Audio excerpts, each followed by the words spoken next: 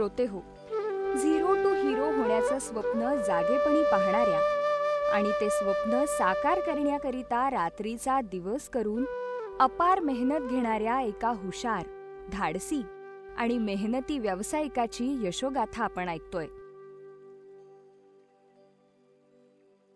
शालेय शिक्षण केवळ 12वी पर्यंतच झालेलं असलं तरी या जगाच्या शाळेत अनुभव हाच आपला गुरु मानत यशस्वी उद्योजक श्री चंद्रकांत रासकर यांनी आजवर अडचणींची अनेक शिखरं सर केली आहेत. वडिलांकडून मिळालेल्या भांडवलातून सुरुवातीचा व्यवसाय त्यांनी सुरू केला आणि पुढे येणाऱ्या असंख्य अडचणींचं कधीही भांडवल न करता तो यशस्वीही करून दाखवला.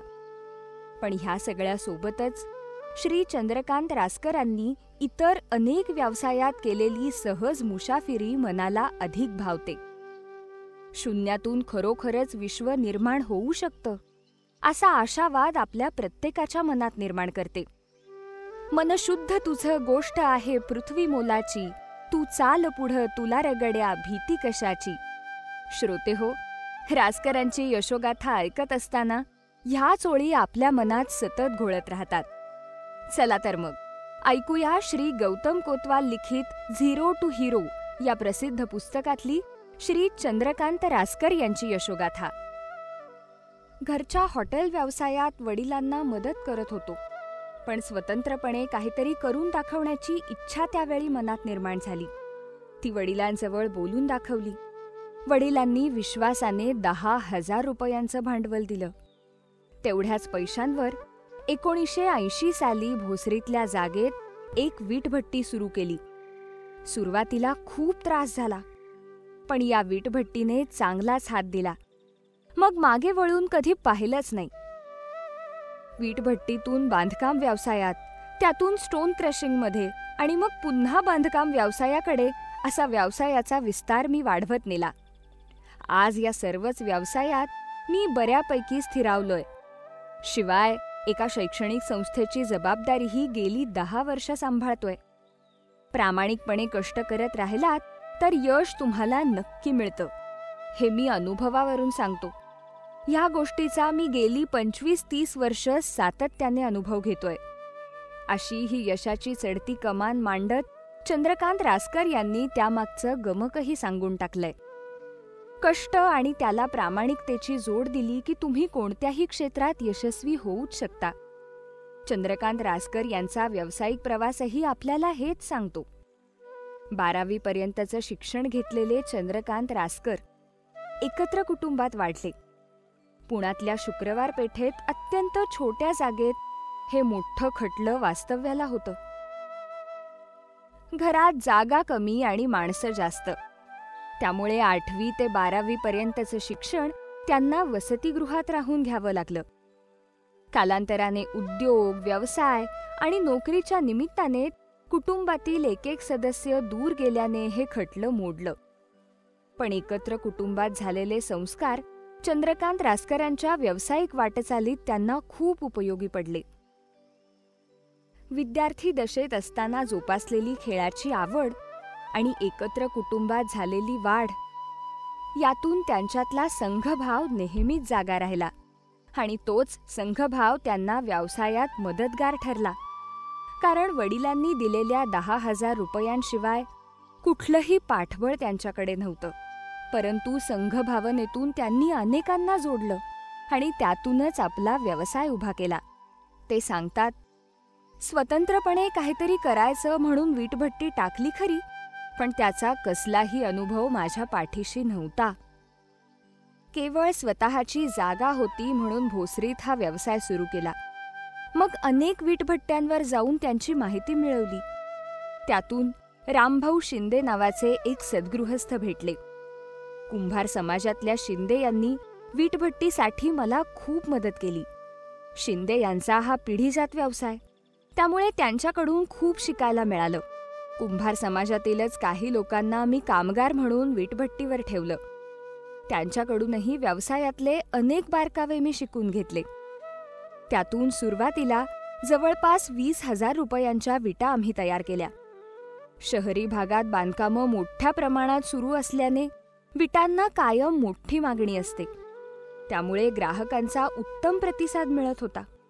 अर्थात सुरुवातीला विटांचा जो दर्जा अपेक्षित होता तो गाठता आला नाही, पण हळूहळू त्यातही सुधारणा होत गेली.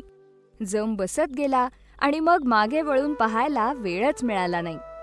पाण्यात उडी मारली की हातपाय हलवले जातातच, कारण हातपाय हलवले नाहीत तर गटांगळ्या खात बुडण्याचा धोका असतो. हा धोका स्वीकारून पाण्यात उडी मारण्याची हिंमत दाखवणं हे पाण्यावर तरंगत राहण्यासाठी खूप महत्वाचं आहे. चंद्रकांत रासकरांनी हीच हिंमत दाखवली, म्हणून आज ते स्वतःच्या पायावर अगदी दमदारपणे उभे आहेत. वीटभट्टी ते बालाजी असोसिएट्स डेव्हलपर्स हा त्यांचा प्रवास केवळ आणि केवळ हिमतीच्या जोरावर झालेला आहे. पण सुरुवातीला त्यांनाही खूप अडचणी आल्या. एकतर भांडवलाची कमतरता. कमी भांडवलावर व्यवसाय सुरू केला खरा, पण त्यातून उत्पन्नही तितकंच मिळू लागलं. परिणामी कामगारांचे पगार करण्यासही हाती पैसा शिल्लक नसायचा. वेळेत पगार केला नाही तर लोक काम सोडून निघून जाण्याचाही धोका होता. तो धोका पत्करता येणारा नव्हता. त्यामुळे पगारासाठी वेगळे पैसे उभे करण्यात त्यांना आपला बराचसा वेळ खर्ची घालावा लागला. म्हणजे एक खड्डा बुजवण्यासाठी दुसरा खड्डा खोदा, असं करत त्यांनी सुरुवातीचा काळ घालवला. त्यात त्यांची प्रचंड दमछाकही व्हायची, कारण वडिलांनी व्यवसाय सुरू करण्याला परवानगी दिली होती. पण पुढचं सारं बाळंतपण निस्तरताना त्यांची काहीच मदत मिळाली नाही. मदत करावी अशी त्यांची परिस्थितीच नव्हती. राजेश बोर्डिंग हाऊस या छोट्याशा हॉटेलवर सारं घर चालायचं. त्यामुळे वडिलांना मुलाच्या व्यवसायात लक्ष घालायला वेळच नसायचा. हे वास्तव स्वीकारून चंद्रकांत रासकर यांनी येणाऱ्या अडचणीवर हिमतीने मात केली आणि वीटभट्टी स्वतःच्या पायावर उभी केली. वीटभट्टीच्या व्यवसायात बाजारपेठेचा प्रश्न कधी आला नाही. त्यामुळे सुरुवातीला घसरलेला दर्जा सुधारत त्यांनी विटांचं उत्पादन वाढवलं. त्यातून उलाढाल वाढत गेली आणि चंद्रकांत रासकरांची उद्योगाची भट्टी जमली. मग त्या जोरावर त्यांनी काही ट्रक्स खरेदी केल्या आणि वाहतूक क्षेत्रातही पाऊल टाकलं. यामुळे झालं असं की उत्पादनापासून माल ग्राहकांपर्यंत पोहोचवण्याची सेवा रासकरच देऊ लागले. व्यवसायात तुम्ही सेवा काय देता यापेक्षा ती कशी देता याला महत्त्व आहे, आणि हेच रासकरांनी अगदी उत्तम प्रकारे जाणलं होतं. त्यामुळे जम बसल्यावर पहिल्यांदा त्यांनी आलेला पैसा ट्रकसारख्या जड वाहनामध्ये गुंतवला. त्यानंतर पुण्यात शुक्रवार पेठेत स्वतःचं असं ऐसपैस घर बांधलं. वडिलांनी टाकलेला विश्वास त्यांनी अगदी सार्थ करून दाखवला. स्वतंत्र व्यवसायाची अशी स्वतःहून घेतलेली जबाबदारी समर्थपणे पेलल्यानंतर चंद्रकांत यांच्या वडिलांनी आणखी एक जबाबदारी त्यांच्या खांद्यावर टाकली. ती होती संसाराची. घर बांधल्यानंतर 1982 मध्ये त्यांनी त्यांचं लग्न लावून दिलं. पुण्याजवळच्या हडपसरचे म्हस्कू होळ यांची सुकन्या कल्पना ही त्यांची अर्धांगिनी बनली. 10वी शिकलेल्या सौ कल्पना यांनी त्यांचा संसार अगदी उत्तम प्रकारे चालवलाय. पत्नीच्या याच साथीमुळे चंद्रकांत रासकरांनी आणखी एक पाऊल पुढे टाकलं. त्यांनी एक जुना वाडा विकत घेतला आणि त्या ठिकाणी नव्या इमारतीचं बांधकाम सुरू करत घर बांधणीच्या क्षेत्रातही प्रवेश केला. ही इमारत तर त्यांनी उभी केलीच, परंतु ती उभारताना आलेल्या अडचणींमुळे एक नवं क्षेत्र त्यांना खुणावू लागलं. ते सांगतात, बांधकाम हेही माझ्यासाठी नवंच क्षेत्र होतं. कसलाही अनुभव पाठीशी नव्हता. त्यातली पुरेशी माहिती देखील नव्हती. वीटभट्टीमुळे बांधकाम क्षेत्राशी जो संबंध आला तेवढाच. त्यापलीकडे मी पूर्णपणे नवखा होतो. या क्षेत्रातल्या अनेक गोष्टी मला नव्याने कळत होत्या. बांधकामासाठी खडी लागते, ती मिळवण्यासाठी मला अनेक ठिकाणं पालथी घालावी लागली होती. विटांप्रमाणेच खडीलाही मोठी मागणी आहे, पण ती पुरेशा प्रमाणात उपलब्ध नाही. त्यावेळी मला वाटलं, आपण या क्षेत्रात का उतरू नये? स्टोन क्रशरचं नवं क्षेत्र मला तेव्हाच खुणावं लागलं आणि मी त्यातही उडी मारली. 1995 ते 96ची गोष्ट आहे. बांधकामासाठी लागणाऱ्या खडीचं उत्पादन करायचं तर त्यासाठी अगोदर शासकीय परवाना मिळवावा लागतो. तो परवाना रासकरांनी मिळवला. त्यानंतर चऱ्होली येथे त्यासाठी 1.5 एकर जागाही घेतली. पुणे अर्बन कोऑपरेटिव्ह बँकेकडून 5 लाखांचं कर्ज काढलं. त्यात स्वतःचे काही पैसे टाकले आणि स्टोन क्रशरचा नवा प्लांट सुरू केला.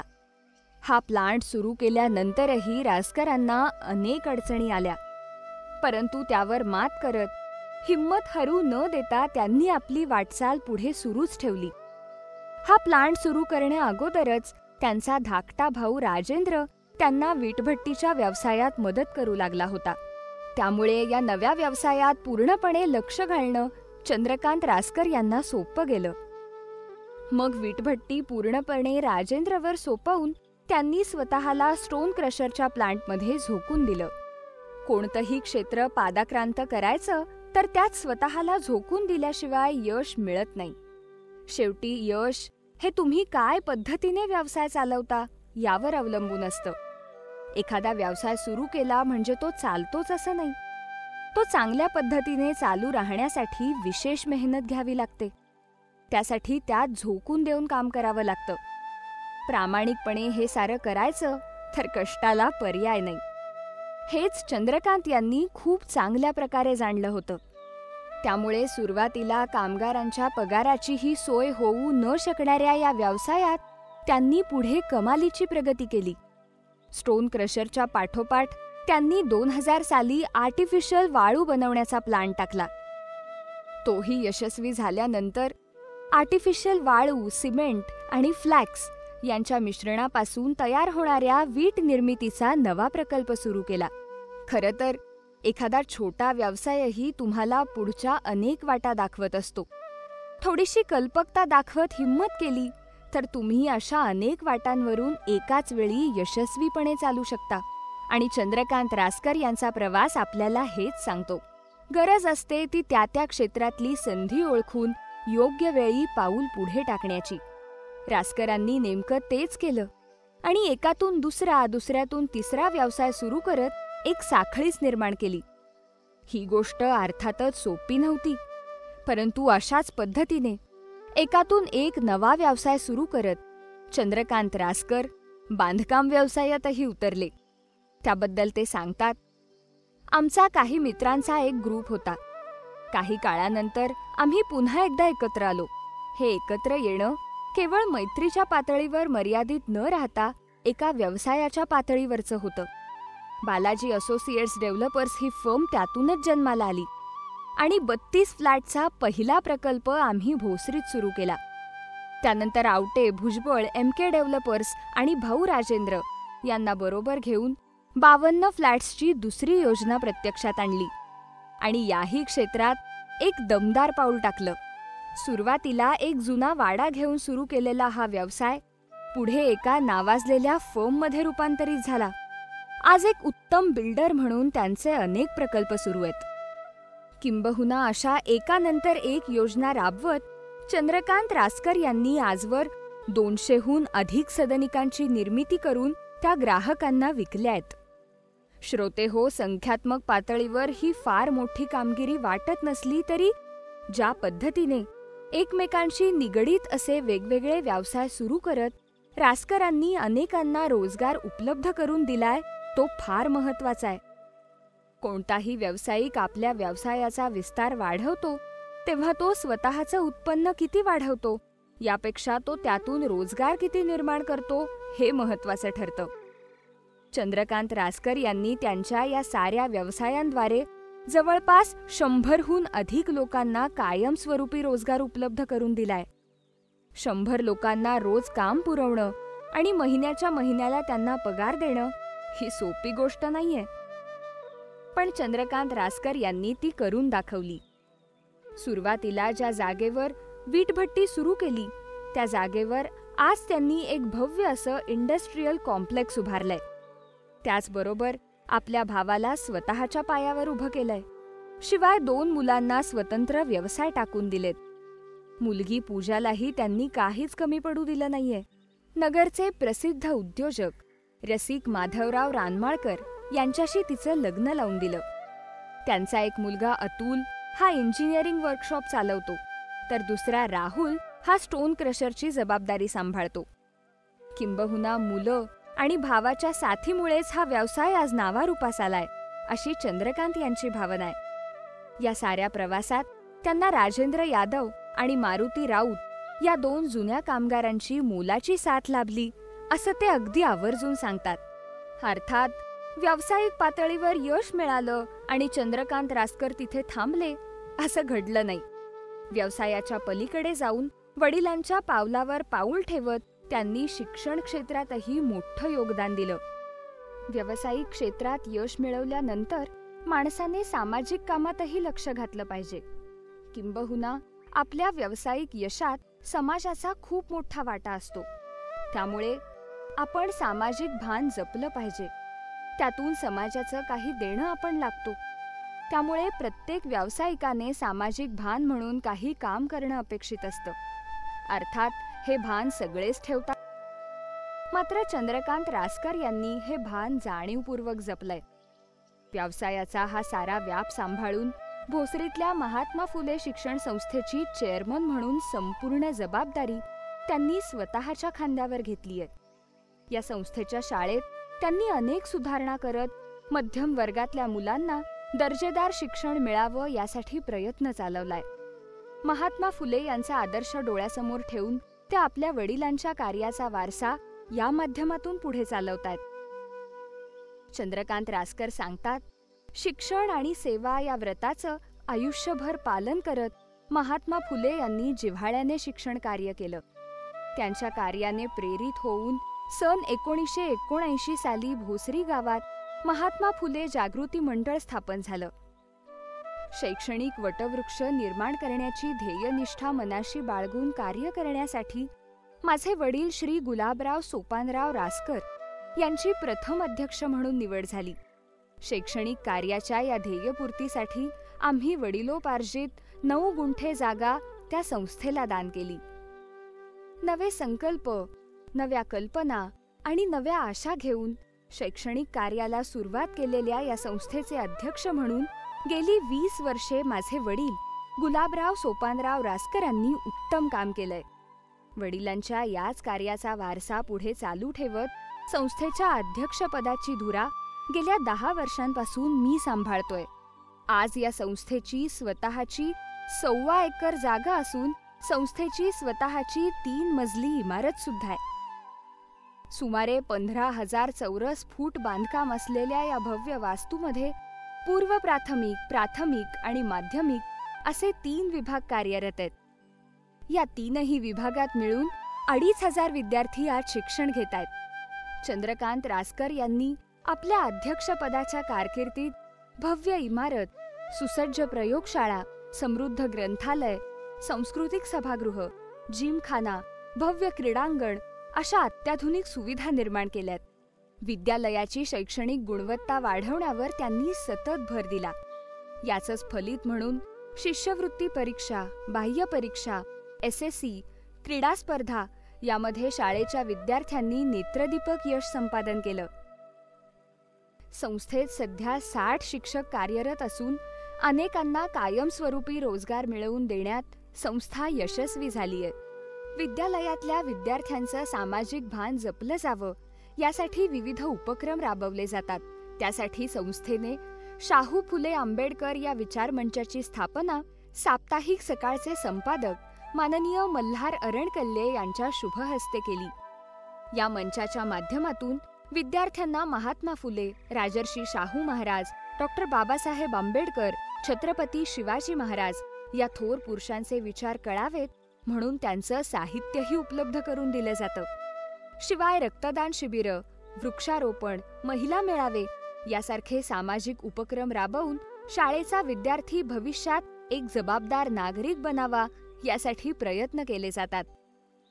त्या दृष्टीने भविष्यात त्यांना ही शाळा 1 नंबर बनवायची आहे. व्यवसायाच्या पातळीवरही अनेक प्रयोग त्यांना करायचेत. स्टोन क्रशरमध्ये अत्याधुनिक मशीन्स आणायच्यात, ज्यामुळे खडीच्या दर्जात सुधारणा होईल, बांधकामाचा दर्जा वाढेल आणि नागरिकांना चांगली घरं मिळतील. त्यांच्या या प्रयत्नांना आजवर जसं यश मिळालं तसं पुढेही निश्चितच मिळेल. कारण यशस्वी होण्याचा एक फॉर्म्युला चंद्रकांत रासकर यांना नक्कीच सापडलाय. श्रोतेहो, स्वतः उच्च शिक्षित नसूनही अन्न, वस्त्र, निवारा आणि आता त्याचबरोबर शिक्षण ही सुद्धा माणसाची प्राथमिक गरज आहे हे जाणण्याचा सुज्ञपणा श्री रासकर यांच्या ठायी आहे. आणि म्हणूनच इतर व्यवसाय सांभाळत त्यांनी शिक्षण क्षेत्रातही सेवाभावी वृत्तीने कार्य केलं. श्री रासकरांसारखा सुज्ञपणा, सच्चेपणा, सेवाभाव आणि अर्थातच आकाश कवेत घेण्याचं बळ आपल्याही अंगी बाणवण्याचा आपण प्रयत्न करूया.